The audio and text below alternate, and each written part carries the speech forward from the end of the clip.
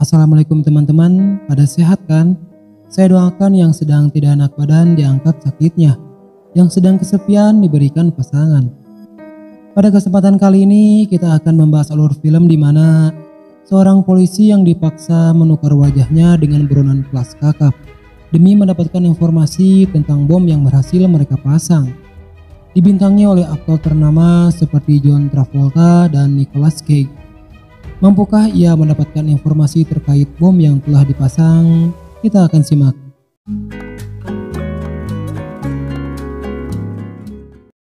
Dibuka dengan seorang ayah dan anaknya yang sedang bermain. Laki-laki ini bernama Archer. Layaknya seorang ayah dan anak, mereka sangat bahagia. Lalu datanglah Castor, salah satu buronan kelas kakap yang sedang mengincar mereka. Hadirnya seorang anak membuatnya berpikir dua kali untuk menembak laki-laki itu. Yang menurutnya dengan posisi begitu, mungkin anaknya akan selamat. Setelah insiden itu, ia merayap dan melihat anaknya yang sudah tergeletak tak bernyawa. Ia tak menyangka anak itu bisa terseret ke dalam kematian. Selamat datang di alur film Face Off. 9 tahun kemudian, ia masih memikirkan kejadian yang menimpa anaknya itu. Peristiwa itu yang membuatnya menjadi sosok yang temperamental. Sampai kapanpun, ia akan mengejar tersangka dari penembakan itu. Castor yang sedang menjalankan aksinya untuk mengebom satu tempat peribadatan yang ia sendiri menyamar untuk memuluskan agendanya.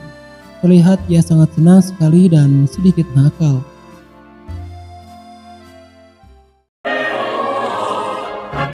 Sebuah laporan tentang keberadaan mereka membuat Archer dan timnya menuju TKP. Ia adalah satuan polisi khusus yang berfokus kepada buronan-buronan kelas kakap. Layaknya seorang buronan kelas kakap, ia menyiapkan segalanya khususnya senjata dan memasuki sebuah pesawat. Pesawat pribadi ini ia sewa agar ketika nanti bom itu meledak, ia bisa melarikan diri dengan sangat jauh. Layaknya seorang raja, isi pesawatnya pun terhitung termasuk pramugari. Tak lama datanglah Archer dan timnya, membuat mereka panik seketika. 9 tahun lamanya akhirnya ia menemukan tersangka yang telah membunuh anaknya. Terjadi kejar-kejaran yang sangat hebat, membuat pramuniaga itu tewas. Archer dan timnya menghentikan lajunya. Apapun itu caranya, ia harus menangkap buronan itu dengan menaiki sebuah helikopter. Terbilang cukup sukses dengan merusak ekor pesawat dan menembak sayap dari pesawat itu, sehingga pesawat itu tak terkendali dan semua unit bersiaga. Namun Castor lebih siaga daripada itu. Terjadi tembak-tembakan yang membuat banyak korban dari pihak kepolisian. Berikut adik dari si Castor, yaitu si Pollux, tertangkap. Castor berhasil kabur dan puncaknya di antara mereka berada di posisi yang tidak menguntungkan. Namun peluru habis berada pada si Castor dan itu cukup membuat Archer berhasil melumpuhkan buronan itu. Setelah Castor tertangkap, ia kembali ke rumah untuk memberikan kabar baik tentang tertangkapnya buronan yang 9 tahun lolos. Itu membuat keluarga ini sangat bahagia. Dan Archer mendapatkan sambutan hangat oleh rekan timnya karena telah berhasil menangkap buronan kelas kakap. Namun yang ia berikan justru sambutan kesedihan karena kehilangan teman-temannya yang telah terbunuh tidak bisa diganti dengan sambutan meskipun dengan satu botol champagne. Rekannya menemukan sebuah CD yang isinya tentang rakitan bom. Itu cukup membuat Archer stres dan masalah tak ujung usai. Pollux, adiknya si Castor, tidak memberikan jawaban atas integrasi yang mereka lakukan. Ia hanya bisa menjawab jika ia bertemu dengan kakaknya. Itu sangat tidak mungkin. Namun rekannya memberikan satu pilihan. Mereka bergegas ke tempat di mana tempat itu khususnya bagi orang-orang tertentu yang bisa memasuki tempat itu. Dan terlihat pula Castor di sana yang telah terbaring. Salah satu dokter ini memberikan jawaban maksud kedatangan mereka. Dalam diskusinya, Archer harus menukar wajah dengan Castor karena dengan itu mereka akan mendapatkan informasi terkait bom yang telah terpasang. Itu sangat mustahil. Baginya mengintegrasi komplotan si Castor itu bisa jadi solusi.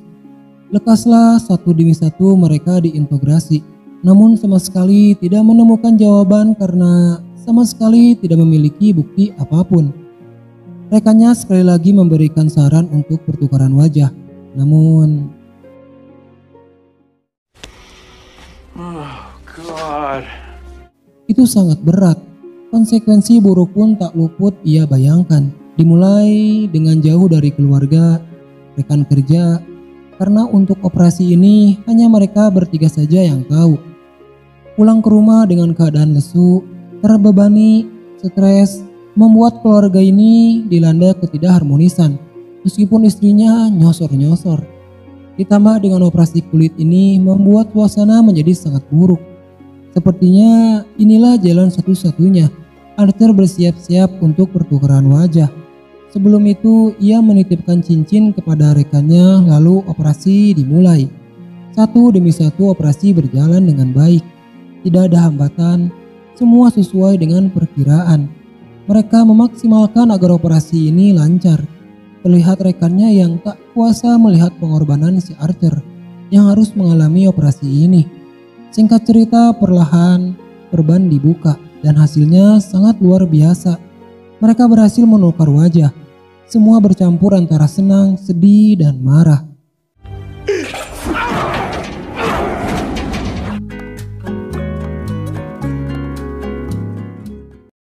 Tak lupa juga Archer mencocokkan suara si Castro agar penyamarannya terlihat sempurna. Semua berjalan dengan baik dan ia harus menerima sebuah kisah kelam, yaitu berada di sebuah penjara khusus. Ini juga termasuk skenario dari timnya, meskipun penjaga dari penjara itu tidak menyadari bahwa ia adalah si Archer.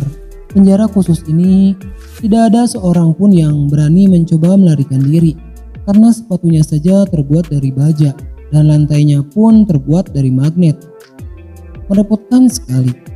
Sisi ruangan terkaget melihatnya karena penjahat kelas kakap begini bisa tertangkap.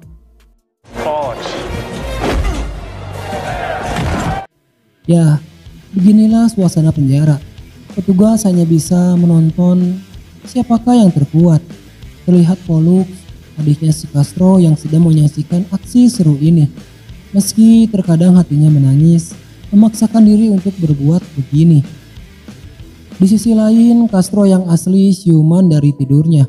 Alangkah kagetnya seluruh wajahnya dilumuri dengan darah. Ia tidak mengerti peristiwa apa yang telah menimpanya. Tak lama datanglah dokter bedah itu. Terlihat Castro yang sedang menikmati proses pertukaran wajah.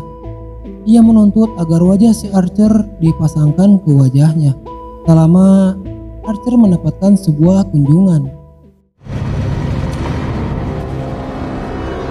Castro berhasil memasangkan wajah si Archer yang tersimpan di dalam lab. Semua saksi operasi penukaran wajah ini, diantaranya dokter itu dan dua rekan timnya, mati dibakar untuk menghilangkan saksi.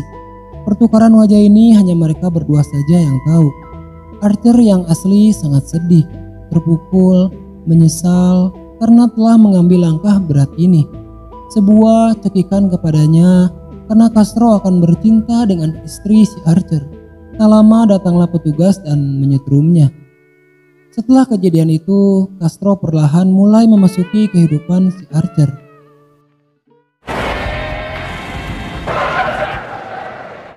Cukup wajar untuk awalan. Lekas ia menggoda istri si Archer, merayu, membuat wanita ini menahan rasa malu, dan tak luput memberikan gestur berbeda kepada anak si Archer. Tak lama Pollux terbebas. Itu upaya dari si Castro yang memanfaatkan kekuasaan dari si Archer. Menerima kabar itu, ia berusaha keras meyakinkan petugas bahwa dirinya adalah Archer yang asli. Namun sia-sia. Satu pencapaian baru, semua orang dievakuasi. Penjinak bom tidak bisa mengatasi bom itu. Castro yang mengetahui cara menjinakkan bom itu terlihat santai dan cukup berhasil.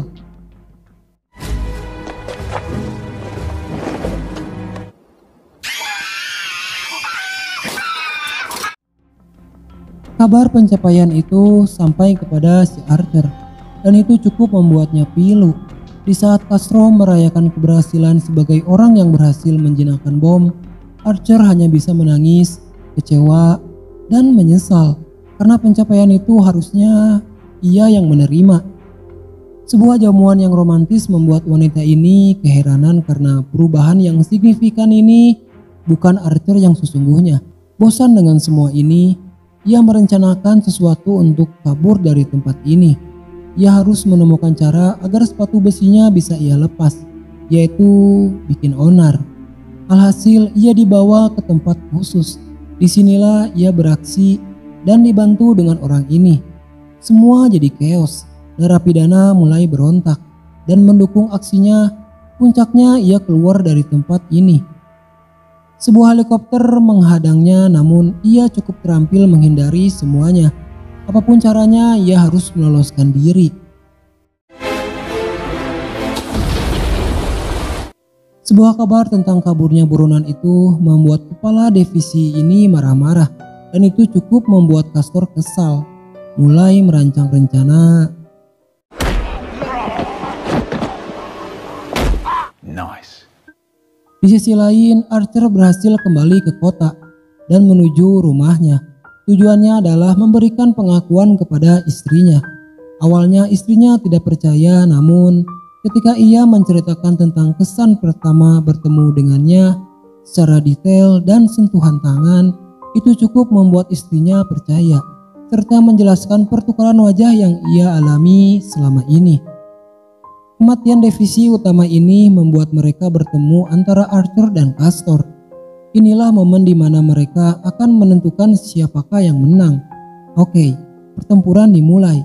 Mereka saling melancarkan tembakan, masing-masing membawa timnya untuk menentukan siapakah yang beruntung. Satu serangan saja cukup membuat tim masing-masing terbunuh. Hanya mereka saja yang tersisa. Tembakan demi tembakan tak terelakkan. Hanya saja Castor berhasil lolos, menemukan sebuah kapal perahu dan kabur. Tak sampai di situ, mereka masih sangat menikmati pertarungan akbar ini. Meskipun terkadang Archer terdesak. Singkatnya, mereka berdua terhempas dari sebuah ledakan dan berhasil membawa mereka ke daratan. Masih berlanjut, mereka melancarkan pukulan demi pukulan. Dalam pertarungan terakhir ini, keberuntungan berada di pihak si Archer, dan Castor pun mati. Sebuah operasi wajah dilakukan, seperti operasi sebelumnya. Lalu mereka menunggu, berharap kabar baik yang ia terima.